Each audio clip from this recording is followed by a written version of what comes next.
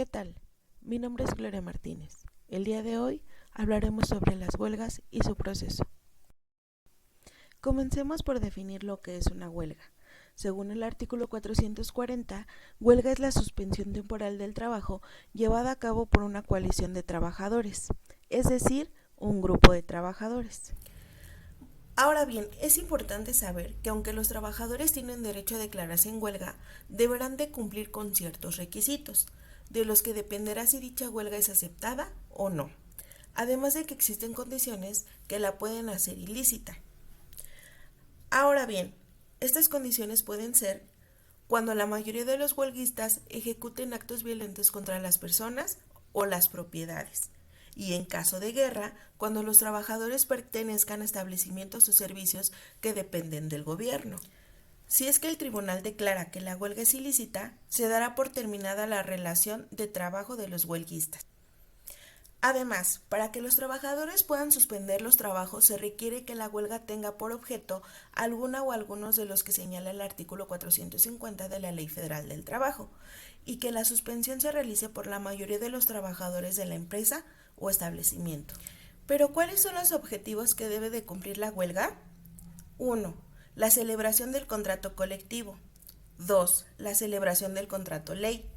3. Búsqueda del equilibrio entre los factores de producción y derechos de los trabajadores. 4. Revisión de contratos colectivos al término del periodo de vigencia. 5. Cumplimiento del contrato colectivo o contrato ley en caso de violación a su clausulado. 6. Cumplimiento de las disposiciones para el reparto de utilidades. 7. Apoyar una huelga con los objetivos anteriores. Y 8. Exigir la revisión salarial del contrato colectivo o contrato ley. Es importante mencionar que hay excepciones para algunos trabajadores huelguistas que, a pesar de haber iniciado el proceso de huelga, deberán continuar prestando sus servicios en los siguientes casos: trabajadores de búnkers, aeronaves, trenes, autobuses y demás vehículos de transporte que se encuentren en ruta deberán conducir a su punto de destino. Además, a los trabajadores en los hospitales, sanatorios, clínicas y demás establecimientos análogos continuarán la atención de los pacientes recluidos al momento de la suspensión de su trabajo, hasta que puedan ser trasladados a otro establecimiento. Ahora daremos respuesta a la pregunta: ¿qué se necesita para iniciar el procedimiento de huelga? El procedimiento de huelga se iniciará mediante la presentación del pliego de peticiones, que deberá reunir los requisitos siguientes. Se dirigirá al patrón formulando las peticiones y la intención de ir a huelga precisando su objetivo. Se presentará por duplicado al tribunal competente.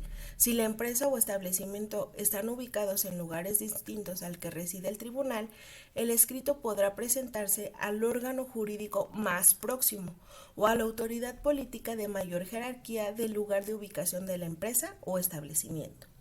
El aviso para la suspensión de labores deberá darse por lo menos con 6 días de anticipación a la fecha señalada para suspender el trabajo y con 10 días de anticipación cuando se trate de servicios públicos. Se deberá señalar día y hora de la suspensión de labores o término para prehuelga. Una vez presentado el pliego de peticiones, el tribunal o las autoridades competentes, bajo su más estricta responsabilidad, harán llegar al patrón la copia del escrito de emplazamiento dentro de las 48 horas siguientes a la de su recibo. Además, el tribunal o las autoridades notificarán al centro de conciliación competente para que intervenga durante el periodo de prehuelga. Esto debe ser dentro de las 24 horas siguientes a la que se ha presentado el emplazamiento a huelga, a fin de avenir a las partes. Este tendrá facultad de citarlas dentro del periodo de prehuelga para negociar y celebrar prácticas conciliatorias. El patrón, dentro de las 48 horas siguientes a la de la notificación, deberá presentar su contestación por escrito ante el tribunal. Además, es importante mencionar que antes de la suspensión de los trabajos, el tribunal, con audiencia de partes, fijará el número indispensable de trabajadores que deberán continuar trabajando para que sigan ejecutándose las labores cuya suspensión perjudique gravemente la seguridad y conservación de los locales, maquinarias, materias primas o la reanudación de trabajos. Para este efecto, el tribunal podrá ordenar la práctica de las diligencias que juzgue convenientes. Y finalmente la huelga terminará 1. Por acuerdo entre los trabajadores huelguistas y los patrones.